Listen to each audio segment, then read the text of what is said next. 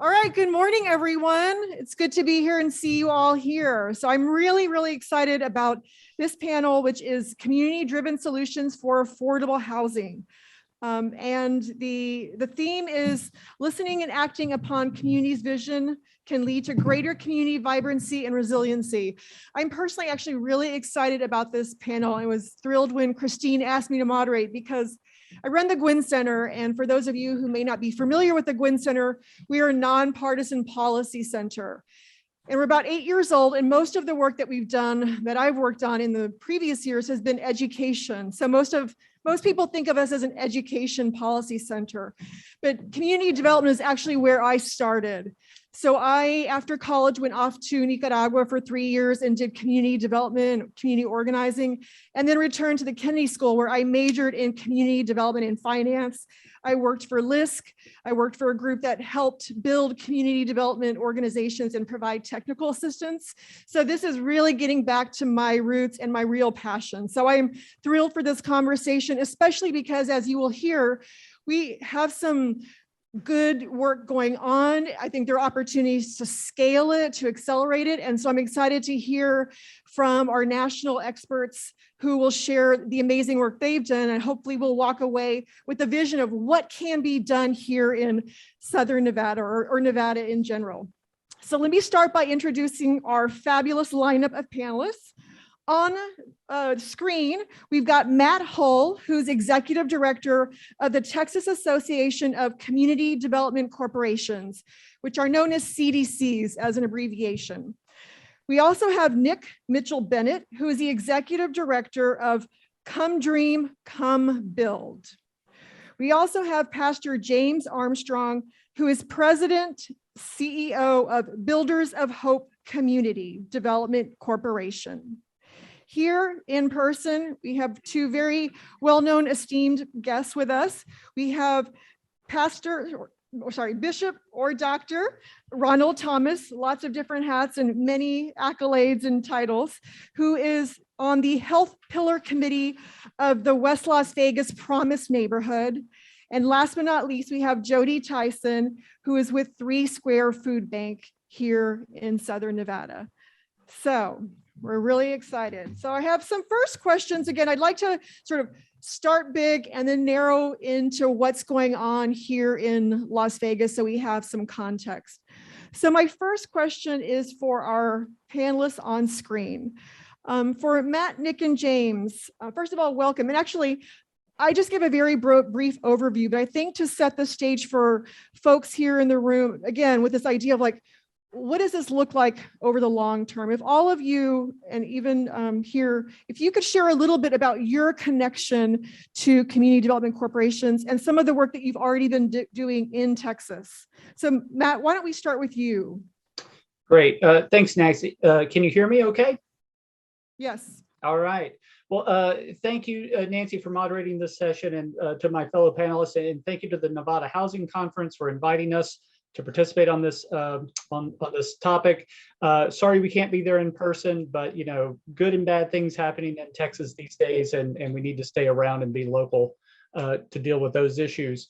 Pleased to be joined by both Nick and James. Nick is a former board member of mine, and James is a current board member of mine, and both exemplary examples of great executive directors and CEOs of CDCs and CDFIs in Texas. And so my organization, the Texas Association of CDCs, we're a state trade association. Our job is to help build the capacity of CDCs and CDFIs across the state. And we do that in 4 main areas. One is policy and advocacy. We represent their interests at the Texas Capitol and at the federal level when needed, and occasionally when invited in at the local level. We do research to help support and kind of reaffirm those policy positions and policy priorities. We do a lot of trainings and technical assistance and networking events to really help build capacity within the field. And then we provide services, you know, a 401k program, strategic planning, all of the kind of basic nuts and bolts stuff that an emerging CDC would need to help grow.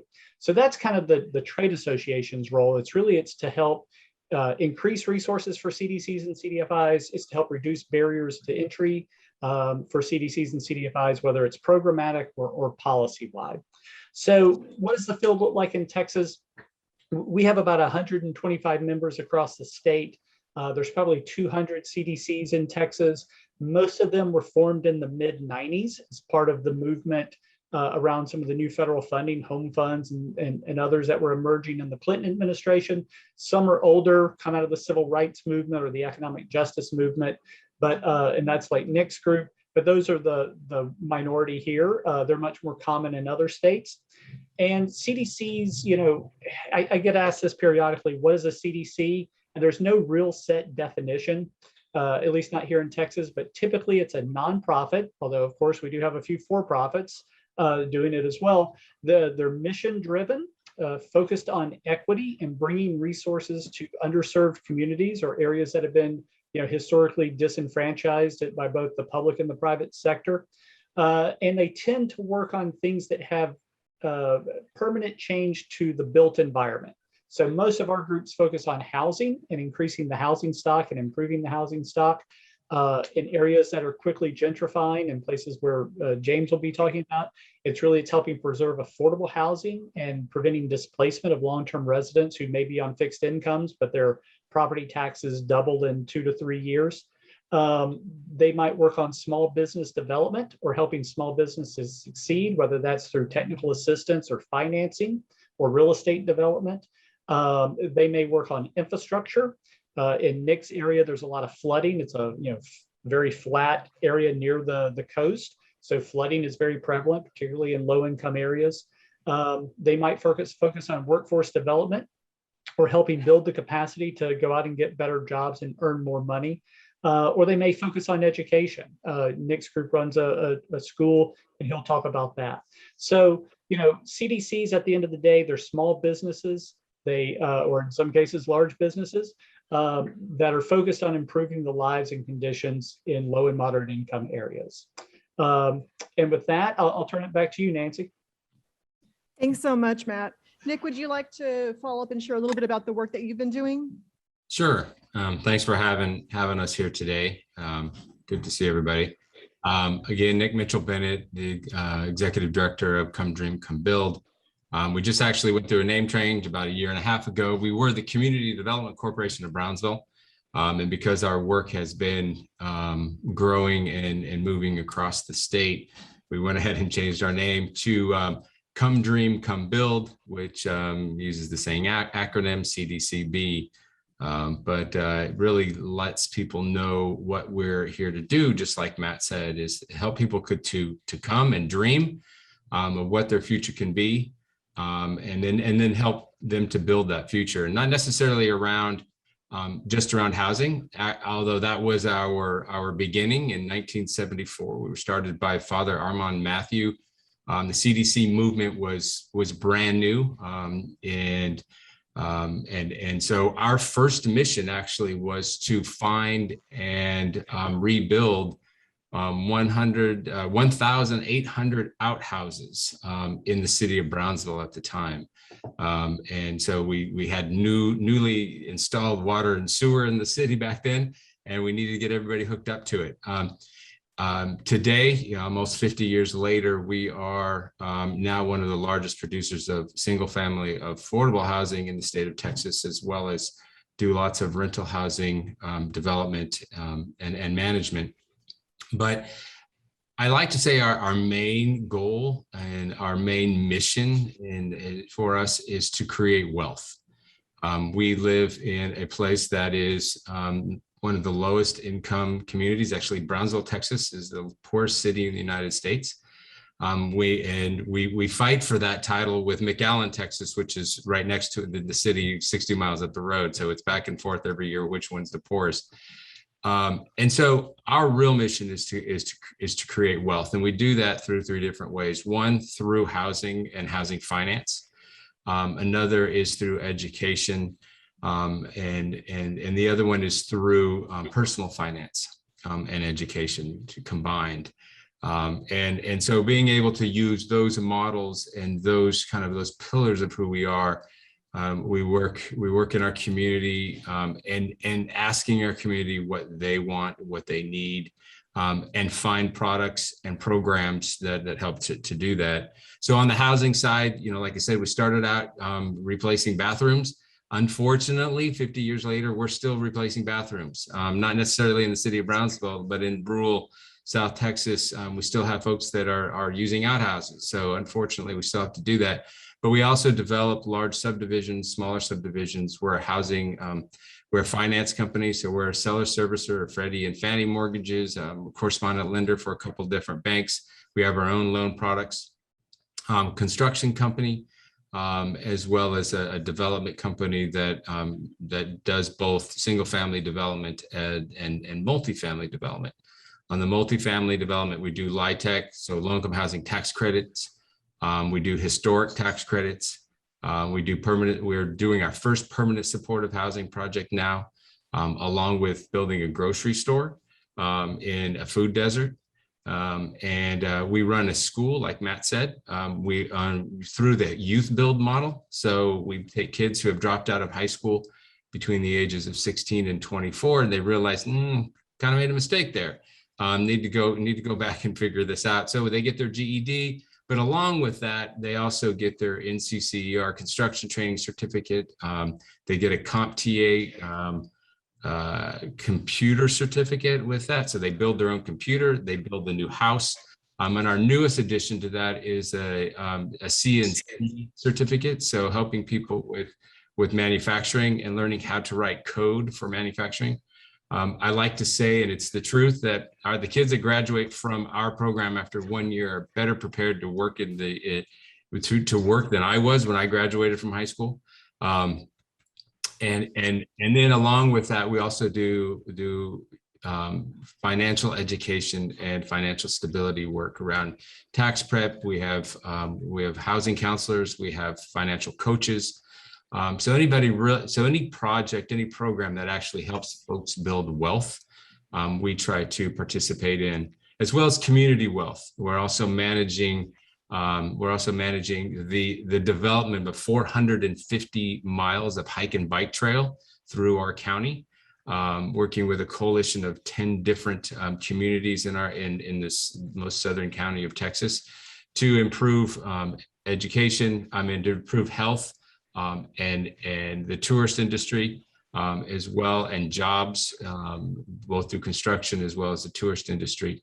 And then we also, I partner with Matt on the Community Loan Center, and it's a small dollar lending program that isn't actually in competition with payday lenders. From where I sit right now, there are 26 payday lenders within 3 blocks of my office. So it is a scourge upon our society, I believe. I'm not sure if I believe in hell, but if I did, that's where those people would go, when they die. And so Matt and I decided we need to do something about that. So we created the Community Loan Center, small dollar loan, and we've now franchised that across the country. We have 19 different franchises. So anybody looking to franchise, we've got the model for you. But again, in the kind of the idea of this meeting here today is we go out and we ask people what needs to happen, what will improve their life, and then we build products and programs around asking that question.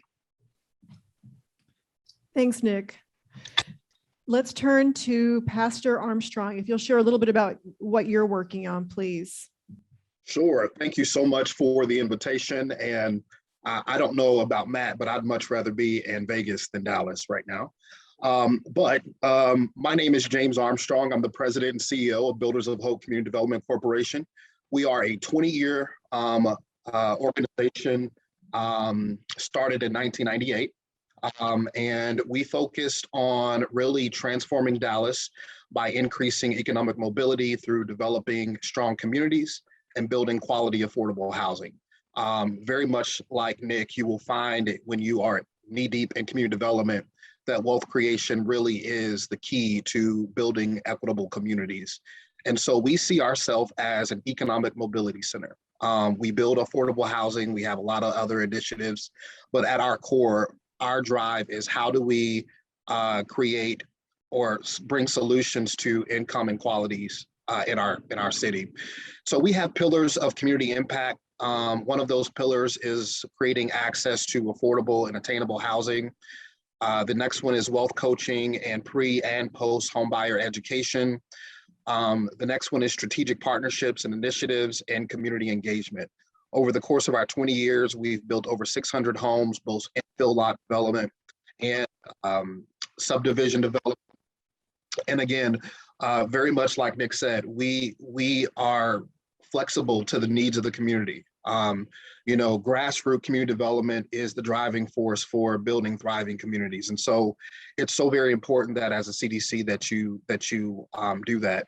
One of the areas that we focus on is in West Dallas. This is an area where we came in about 20 years ago, area that was marked with high crime, high unemployment, very to little housing stock, mostly renter occupied.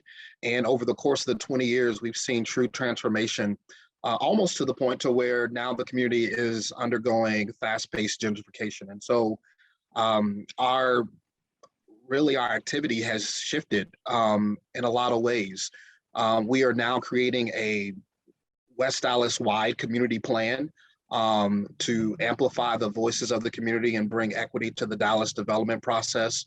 We're also working on an anti-gentrification study that will suggest policies to avoid, that will help prevent displacement that is a result of gentrification. And we're continuing to build affordable, but not only affordable, but also attainable housing.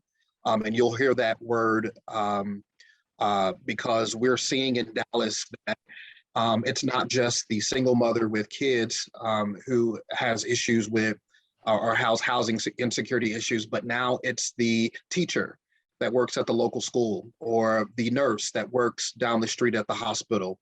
And so we're really focused about how can we create attainable housing for all. In the course of our 20-year history, we've created over $25 million of wealth for our community. And that's really what we're all about. How do we bring wealth to communities that have been disfranchised and have seen a lack of public investment over the course of their history? Great, thank you, James. So it's impressive, like some organizations are 50 years old. It's great to know that here in Las Vegas, we do have some really important pieces, right? Nevada Partners, some of the things that our panelists have mentioned, Nevada Partners does a lot of financial coaching, financial literacy training. We've got Nevada Hand, we have the 100 West Plan that is ready to implement. And so now I'd love to invite our local panelists to share some of the other conversations and projects that have been started and are underway. So if we can start with you, Jodi. Jodi, oh, that is better. Sorry. Jodi Tyson, I'm the vice president at 3 Square Food Bank, and I've been there for 12 years. And over the course of that 12 years, I've had the opportunity to take part in some community development planning, some land use planning, long range planning for several of the cities. The ones that I've worked on the most, though, for myself has been more toward the Henderson area, because that's where I live and it feels like a great opportunity to use the role that I have at the food bank to help give back in my own neighborhood too.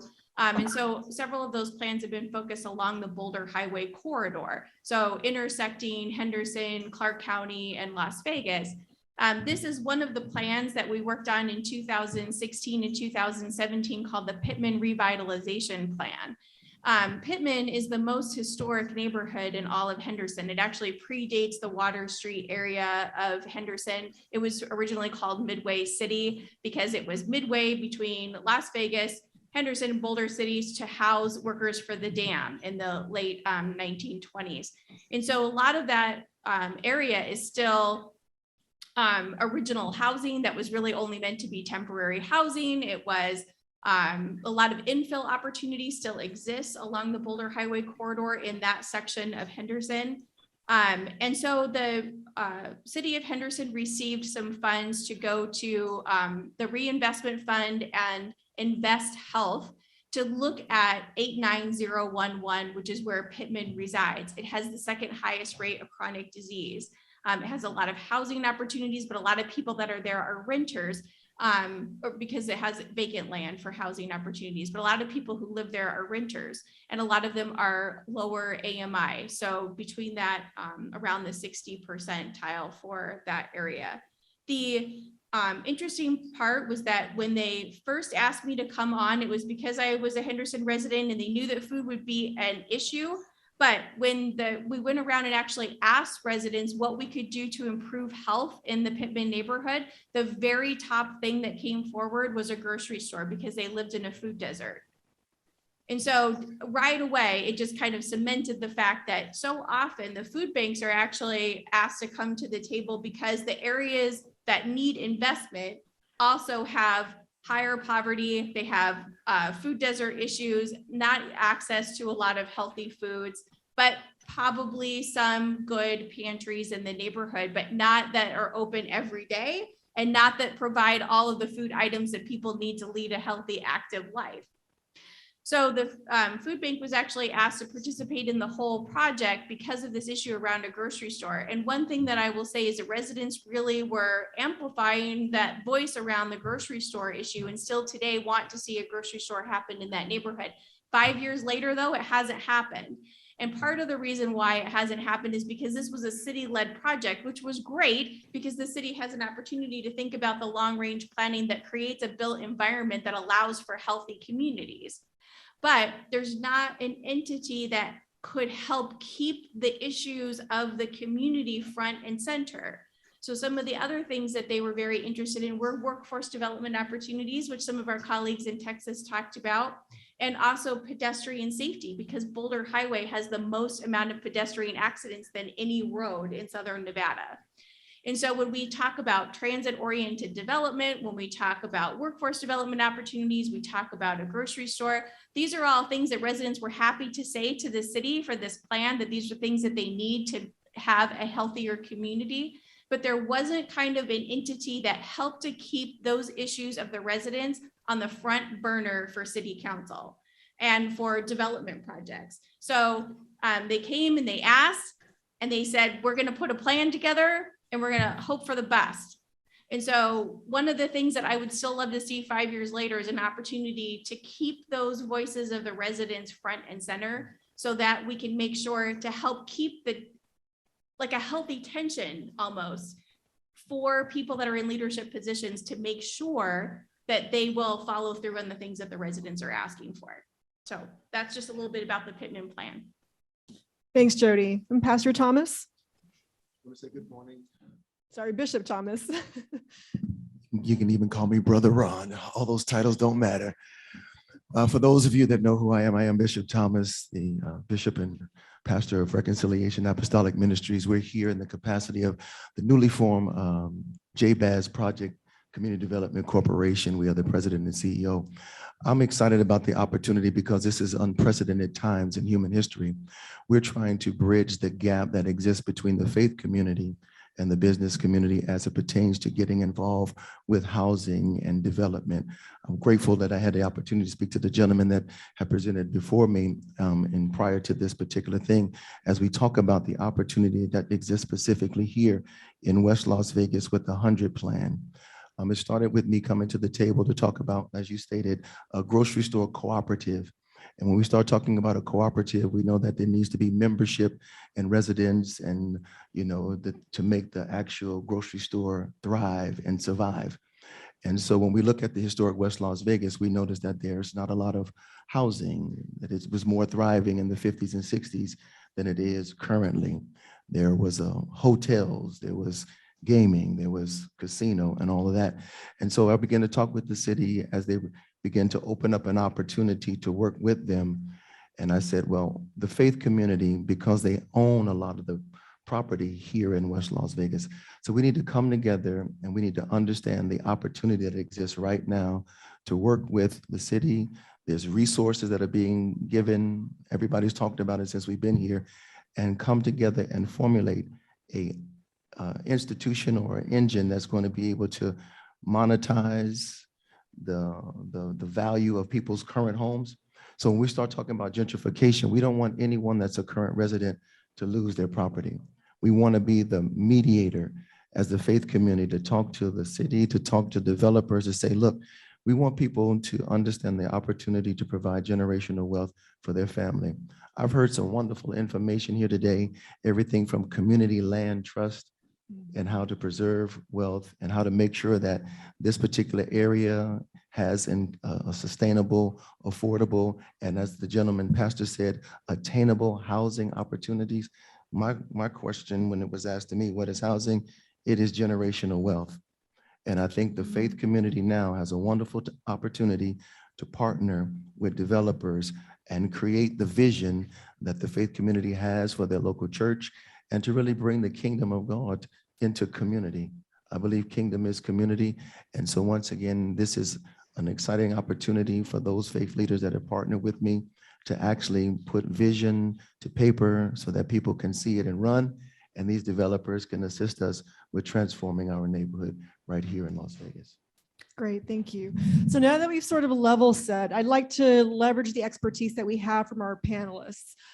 As you've all heard, we've got some nascent CDC, some beginning conversations. So I want to ask our panelists, as we think about accelerating and leveraging the work that is currently here in Southern Nevada, what elements need to be in place in a community that is thinking or trying to accelerate efforts to form, to scale their CDC? What's the groundwork that needs to be done? And then a related question is, what are key components of a successful CDC? So this is for you, Matt, Nick, and James. So I'll kick it off, or Matt, or Go ahead, James. so I will say first and foremost that you really have to have a true assessment of what the community needs, right? There is, more than just financial wealth. There is public safety wealth. There is, job security wealth. And so what we've done is we've created a community wealth assessment. Whenever we go in, before we go in and build in a community, we're typically there about a year before to really assess the community. What does the community need? What are its strengths? What are its weaknesses? Because you don't want to introduce an organization that really does not meet the needs of the community. And so that's first and foremost, is understanding what are the community needs, and then who are the power players, who are the movers and shakers there, and elements that are needed to start the CDC. My success, I've only been at BOH for about 3 years, and we've easily have grown to be the largest affordable home producer in Dallas. And so part of my success is really bringing more than just the nonprofit sector to the table. The business community, the nonprofit faith-based community, the city, I sort of kind of, basically, say that it's almost like pulling a car, right? If you kind of do it by yourself, you're going to have a hard time. But if you get other people involved, the car can move a lot quicker. So it's not just a CDC solution, but everyone has a part to play, and everyone could bring different elements to the table that is really needed to create a successful organization. Yeah, I agree 100% with James, and that's the first step. And it sounds like what I heard earlier, a lot of these two projects do, right? I mean, not sure how well they're operating. I mean, I need to ask more questions, but James is 100% correct. If you're not doing what people want, then it doesn't really matter what you think, because it's not going to succeed. But to build on James' comment, I think the next step really in the way I've done things for the last 30 years here is once we find out that those things that James talked about, who are those people, who are those leaders, who are those gatekeepers, what do people want, what are the needs, and is to go do something, actually build something. actually get something physical up out of the dirt and actually meeting some needs. I've been a part of plenty of projects where it's been nothing but yapping, nothing but talking. And when that happens, I want to walk away from it, because people want to see something happening. I mean, you remember, well, maybe you don't, but I'm old enough to remember, if you build it, they will come. This is the truth, right? It doesn't really matter. I mean, it matters what it is, as long as you do what people want. It doesn't have to be big. It doesn't have to be flashy or flamboyant. It doesn't have to really be anything, but build something. So people know that you're serious. It also, but that building something also attracts the attention of the money. And so let's be serious. All the good intentions in the world will get you nowhere without some cash. And so if you actually do something, then the private sector, the philanthropy sector, individuals start saying, oh, okay, these people are serious. And I'm willing to people like to invest in success, and money follows money. And so, if you can find somebody who believes in you early on and can help you do a project, they will bring their friends and family and their relationships around the table to help do the next thing, because they like success. And so, yeah, James is right. Find out. You can't do anything if you don't know what they want. But the minute you know what they want, do something. Do something. You will never have it all together. I've been doing this for 30 years here in Brownsville, and I still don't have the entire thing that I want to do. It's not even close to being done, but we just go day by day and what's the next step, and what are we going to do, and what are we going to keep people involved?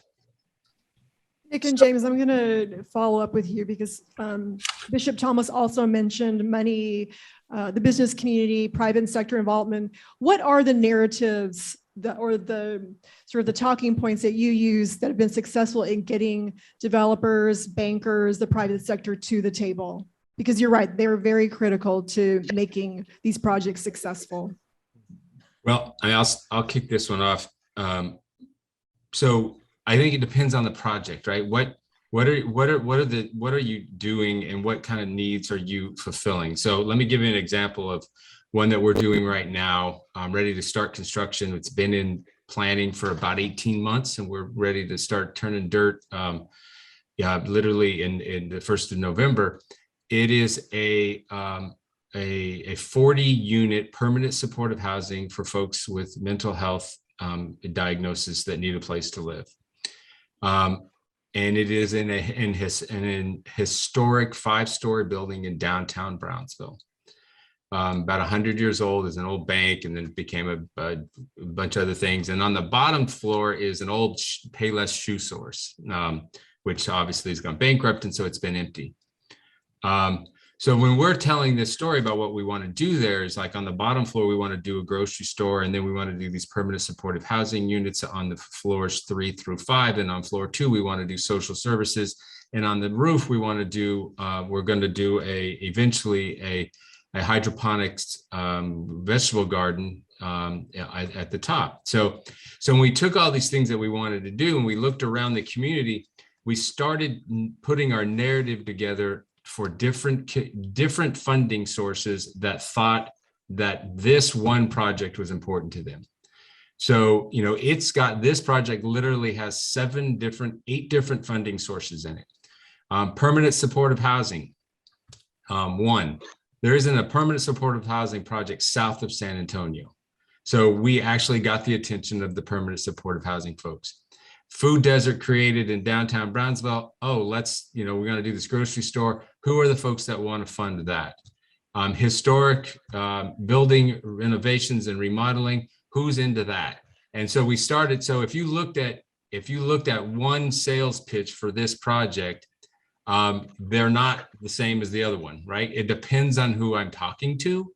But if you learn to put a project together that meets as many needs in that community as possible.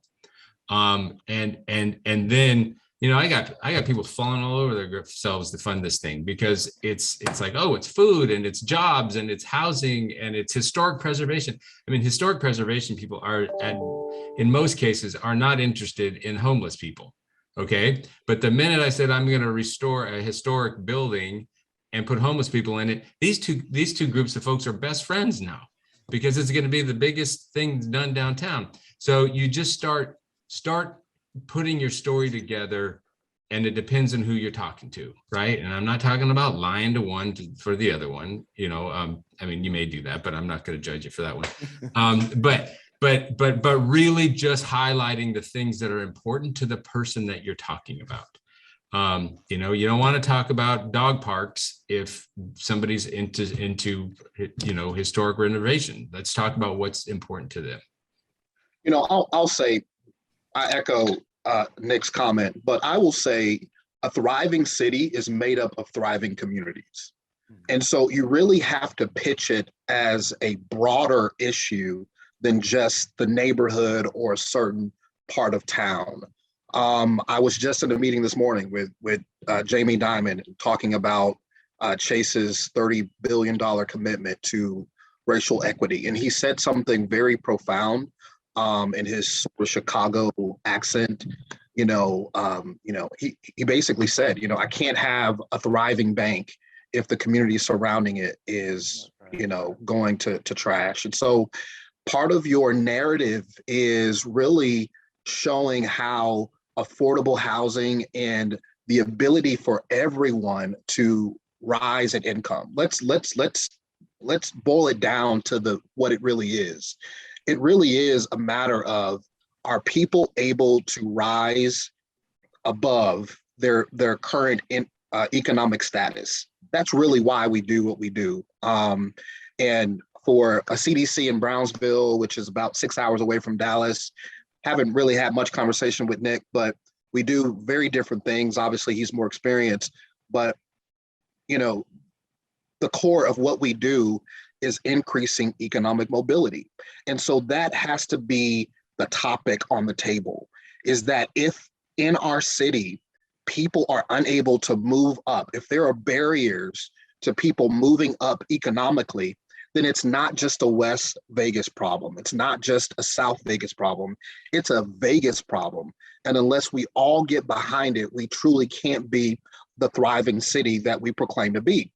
If people are going to bed hungry, if childhood poverty is an issue still in our city, if these things are plaguing our city, we can have all the bright lights, we can have all the entertainment districts, but we will never be a thriving city if we cannot address those issues.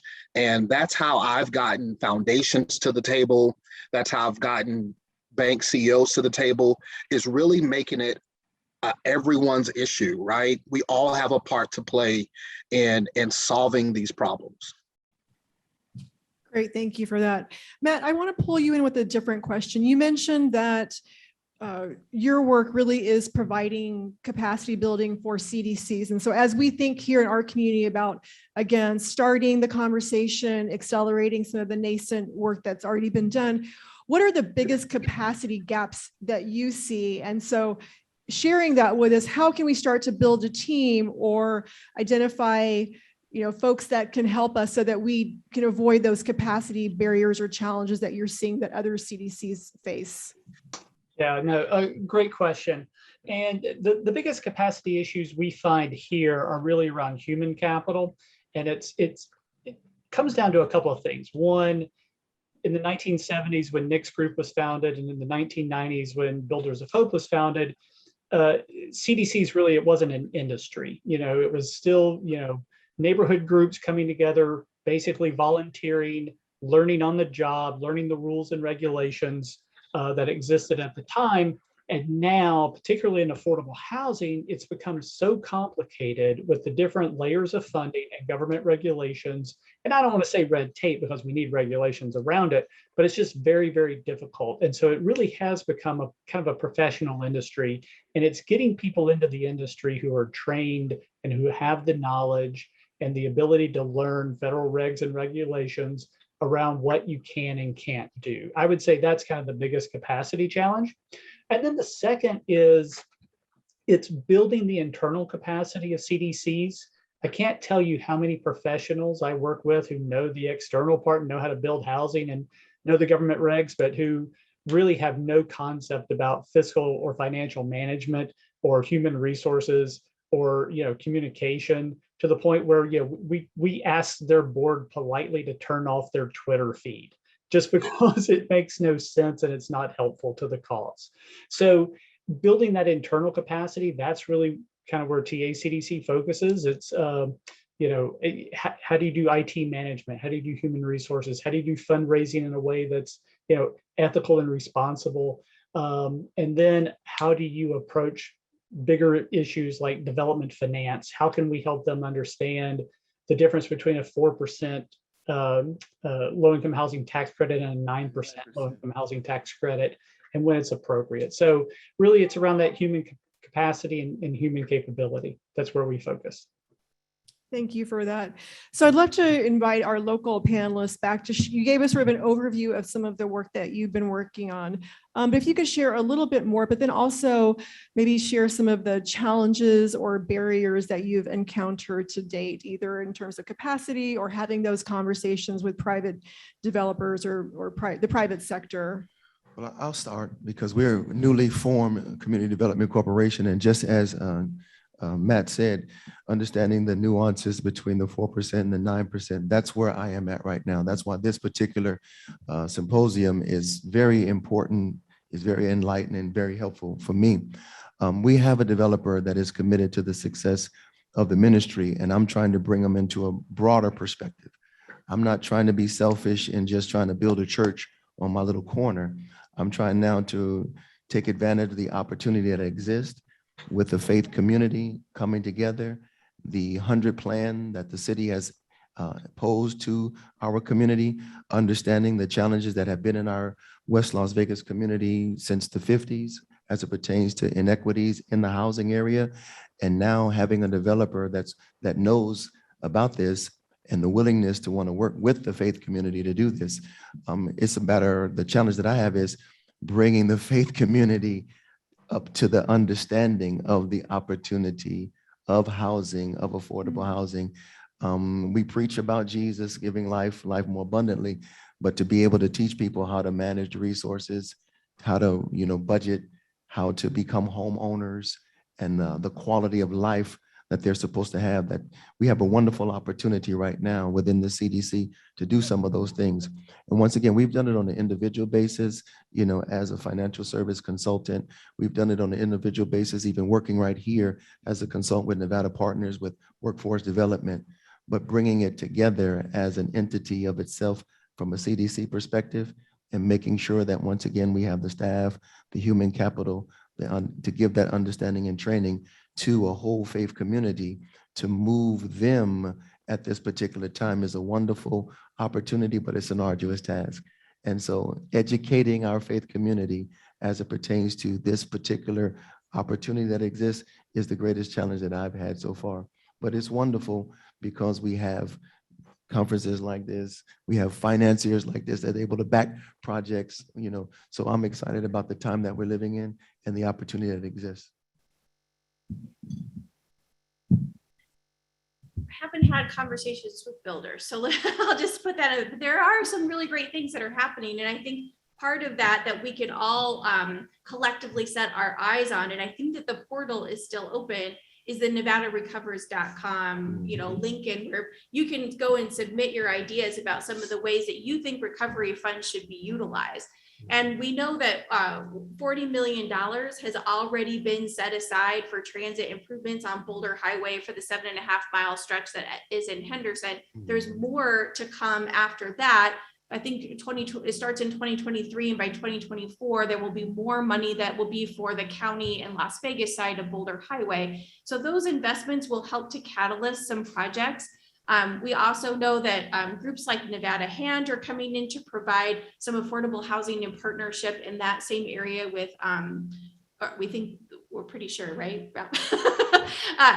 coming forward with St. Jude's Ranch and some other people that are going to be helping to provide some more housing that'll be in that area. Google is also coming to that area and hope to already kind of expand their campus out, which will help to provide some more jobs. So there are some catalyst projects that are happening in the neighborhood, but we also know that with the cost of housing going up, one of the things that Pittman residents said that they wanted, because so many of them were renters, were opportunities to buy into housing. And so it's really important that we have a range of housing options that are in that area that aren't just the historic single family homes that aren't well insulated, that are like, we need condos and we need townhomes and we need opportunities for them to have an opportunity to buy into that neighborhood as well.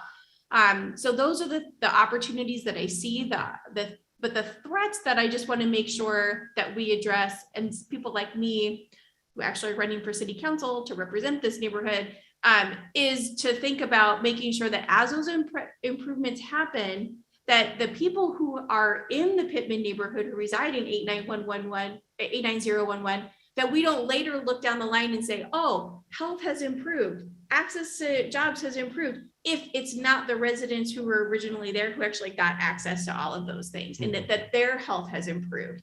And so that's one of the things that I think we can get pretty sloppy on if we're not paying attention to the original neighborhood that's there. And let's make sure that we provide what they wanted, but also that we make them whole and give them the economic opportunities that are happening in that neighborhood. So you just provided a comment that led into my next question, but I just want to let you know, after this question, I want to turn it over to the audience, both in the room and on watching virtually, for questions. So get your questions ready and I'll come around with the microphone. But my last question, since a lot of you have mentioned this, is how are you thinking about avoiding gentrification and displacement, either here locally and then also from the folks in Texas? What are the strategies that you've seen that have been really effective? What should we be thinking about putting in place now to avoid gentrification and displacement? Can I talk to what I've been trying to do is that what the pastor said in Texas is understanding what the community wants and understanding how they can participate in this build and grow opportunity. Going door to door, knocking on, some people don't want to sell. Understanding how we can bring development to the community and help the current residents participate in that build and have equity in that build is what we're working on and what we're trying to develop in the construction of what we're trying to do. And hopefully we'll be trusted from a faith standpoint, you know, to be able to do what we say we're going to do. And people are not displaced as we're bringing developers in to build what it is that we're trying to do. You know, I'll mention something. You know, gentrification is negative because it excludes the poor, right? The textbook term for gentrification is just an increase in land value. If it's unchecked, then it then displaces individuals. And so the key is really to make it equitable, right? We want development, right? We want nicer grocery stores. And my apologies, I had to switch to my phone. We're having some high wind in Texas. That's one of the things we have. And my power went out. So I'm on my phone.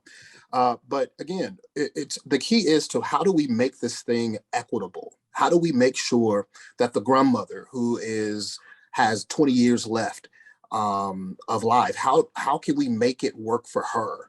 We want nicer grocery stores. We want retail. We want all of these things, but the community has to be at the table. And one thing that I've always said is that we have to make it known that when developers are coming into these communities, they're not, we're not asking for a seat at the table because it's the community's table. It's our table, right?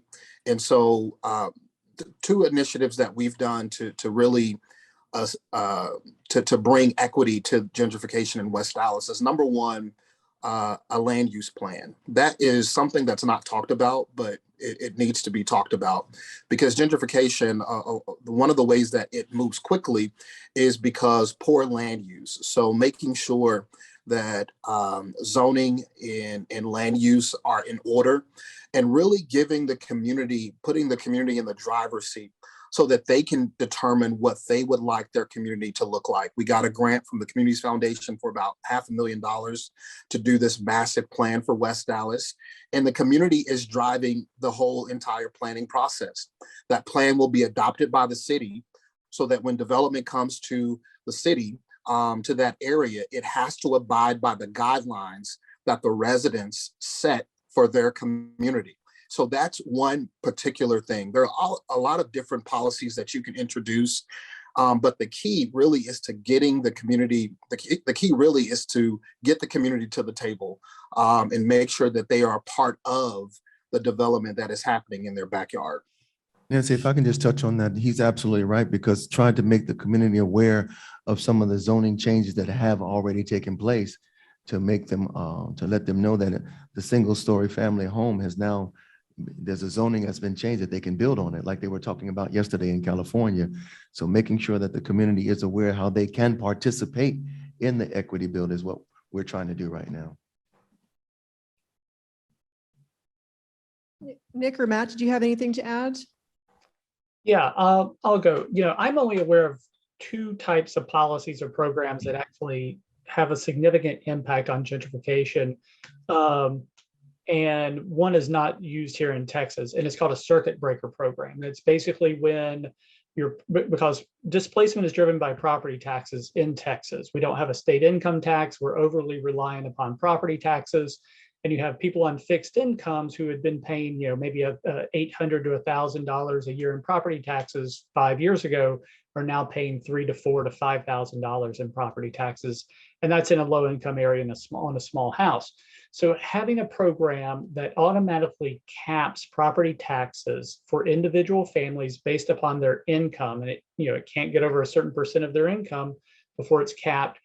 I think there's about 17 states that have these, and usually it's based upon age, but actually doing it based upon income. That, as far as I know, is the only actual program that works to help prevent displacement. But James is right. It's being able to build more densely through land use changes and do things like inclusionary zoning that increases density and allows you to get more rooftops and more units on the ground, helps keep the price of housing down as well. Thank you. Nick, anything to add? Okay. All right. Katie, do we have any questions from our virtual viewers? Okay. Who has our first question? It's me again. Can everyone hear me? Okay, great. So my question is this, especially to the local panel. We talked about going from door to door and doing assessments, right? And asking what does our community need? I'm gonna say this. I think that as a whole, and the reason that we're here is because we know what the community needs. It's about education. So in order to really put a stamp on this thing, it's educating door to door as opposed to asking questions, providing information. We have been working within this community, trying to find solutions, and it always comes down to public safety, individual safety.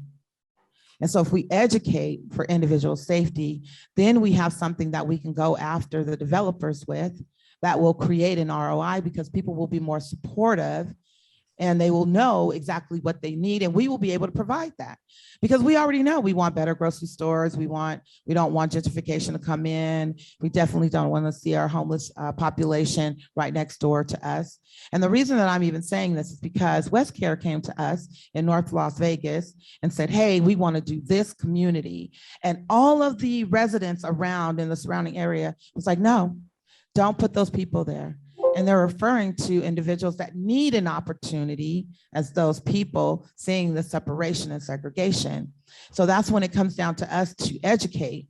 And then within that education, we'll build the necessary fundamental tools to be able to go after the people that have the money, the developers, because then we'll be able to put things in place that the community needs, because they don't even know that they need it. They don't. We know that they need it. We know that if we get homeless people, people that are formerly incarcerated, mental health people off the streets, it will create public safety and then safer areas, and then kids can go back outside. And so we have to do that. And that's why we're here today. The assessments, we've been going way out of off the charts with assessments. And it's time that we stop asking these questions and just start implementing the work. Do any of our panelists want to respond? I would absolutely agree with what she said. We've been talking for a long time, specifically when we talk about West Las Vegas, the 100 plan and things that have happened. And I think you're absolutely right. This particular forum puts us in a position where we need to be doers of the work as opposed to just having conversations. I absolutely agree with that. What I heard you say too is that when we're talking about education, right, we're using the same talking points, whether we're talking to community members or bankers about that we're stronger together when all of the communities are thriving. So it's the same set of talking points. Great point. But I think she makes a point about educating the community. Once again, when you're asking people what they want, sometimes people don't know the help that they actually need.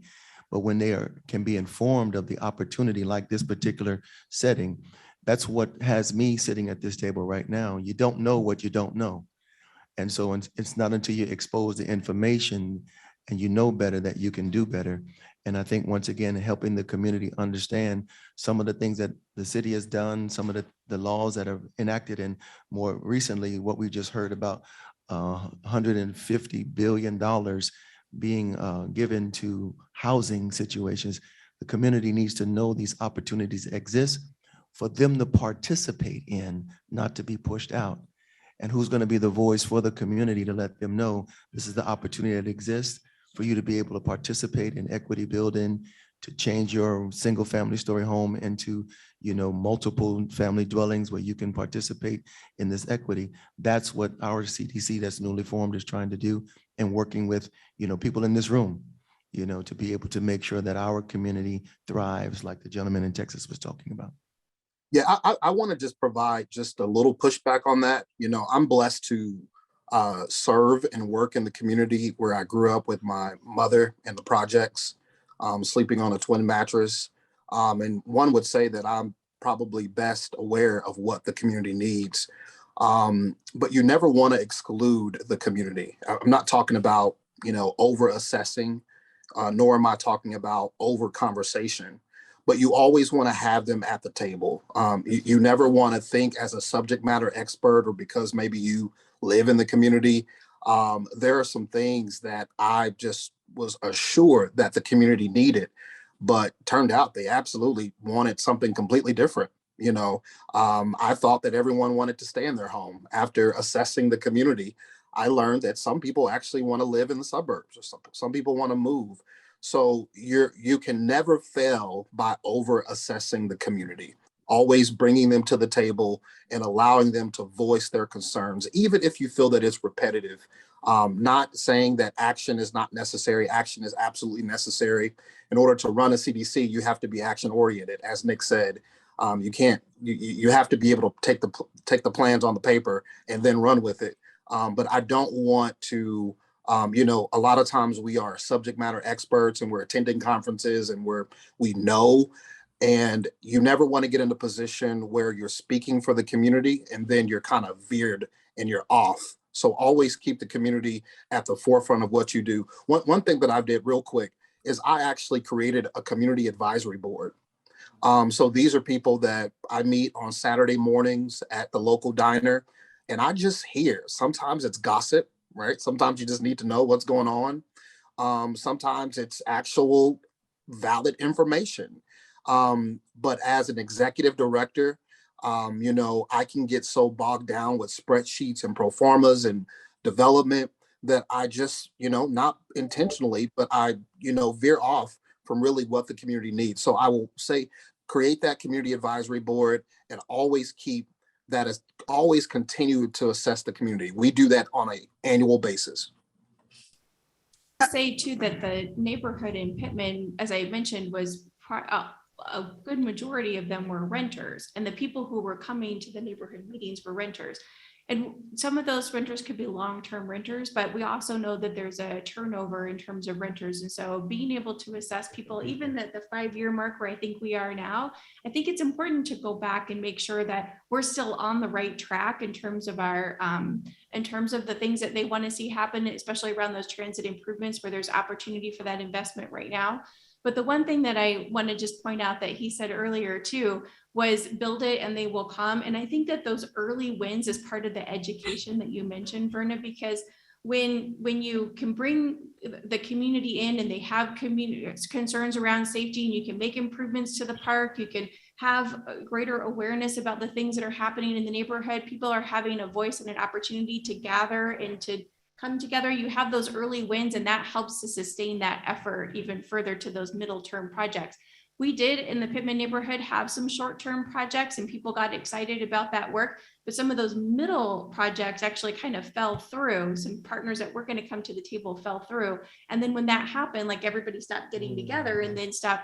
And so I think it's the thing that I worry about is going back out and reassessing in some ways at this point, because I think when you don't feel like there are enough early wins, then people say, well, I keep telling you what I want and I never see anything happen, and it erodes trust in government over time. And that is the thing that definitely worries me. But I hope that we can bring enough projects that are in the pipeline to the table to help keep people engaged and involved, you know, for a long time in the coming now. So I just want to get, I don't want to make this into a debate, but what I want to make sure that you understand what I'm saying over assessing, right, and then actually educating, is that we go out and we get this information from individuals and we drive down the highways. And here in Las Vegas, I'm going to tell you, it is absolutely obvious what the needs are.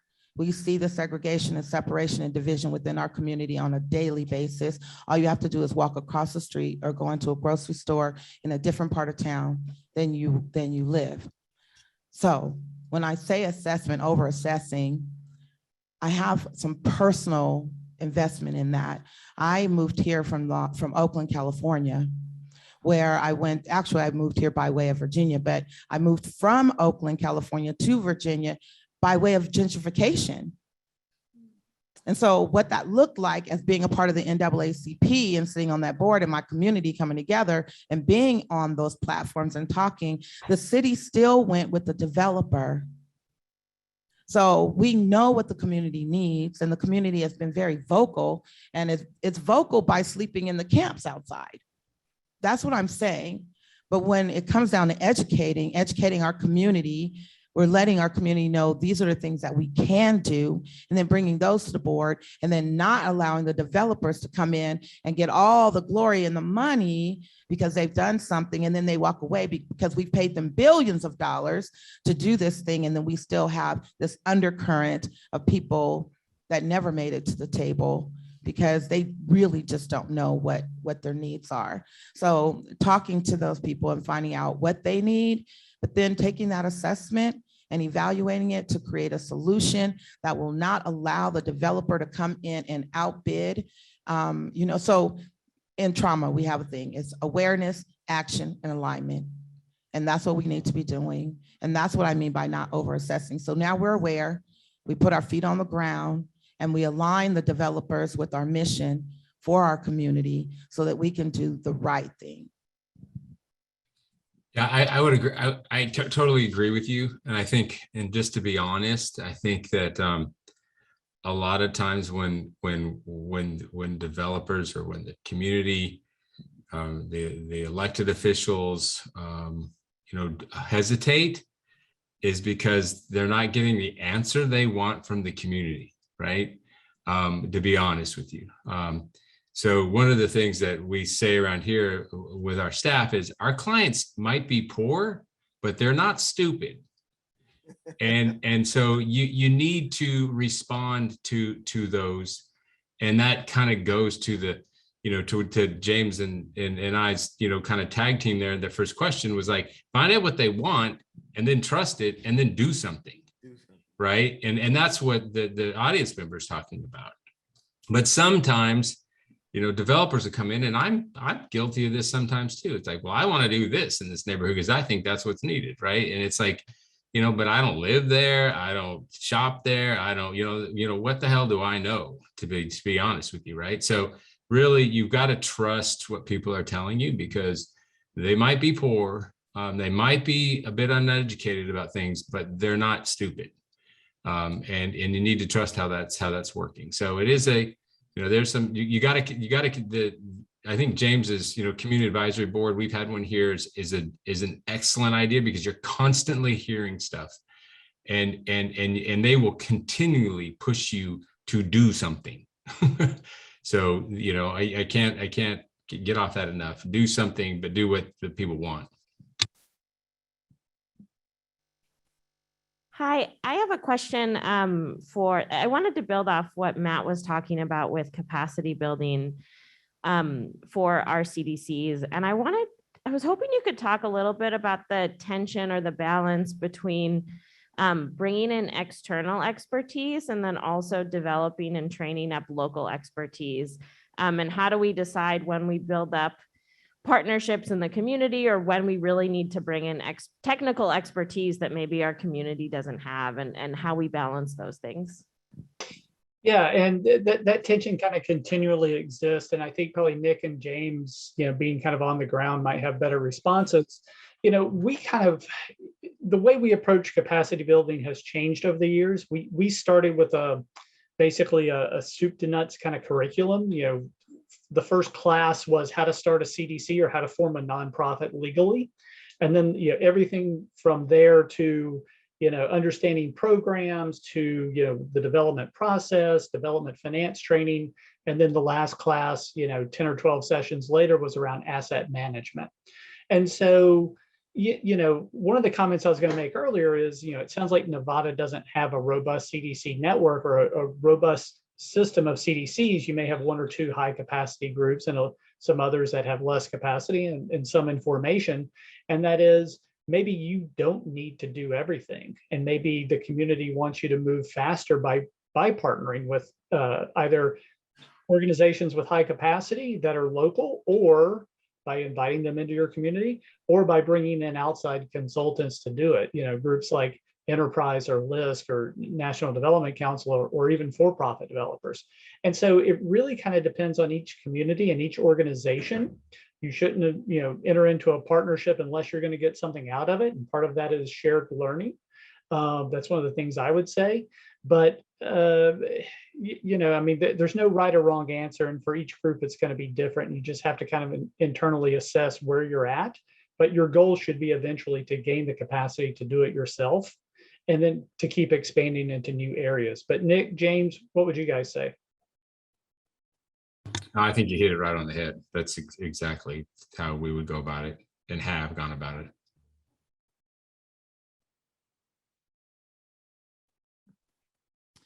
Okay, great. Thank you. We have time for one more question.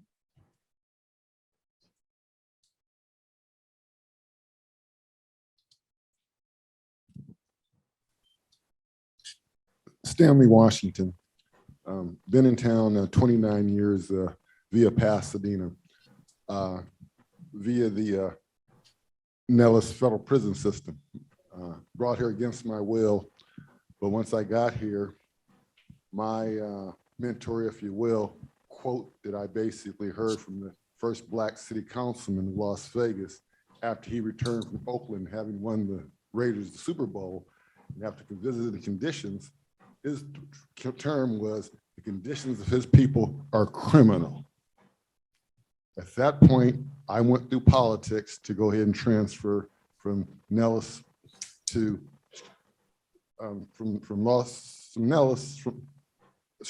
to Las Vegas, going back to Los Angeles, because typically they send you back to your sentencing district.